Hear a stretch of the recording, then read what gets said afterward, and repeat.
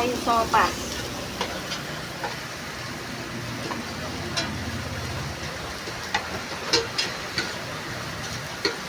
So, sasabihin mo yung mga lalagay. Ha? Lalagay mo. Ano? Sasabihin mo yung mga lalagay mo.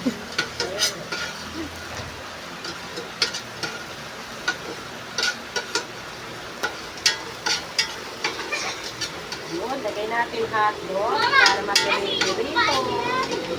Ang hotdog. Ipag na akong dalaw. Tayo na. Sopas. Pwede nang sahog yan. Wala nang ano. Pwede na yan. Ipipirito lang natin ang ganyan. Pagkatapos niyan, gulay.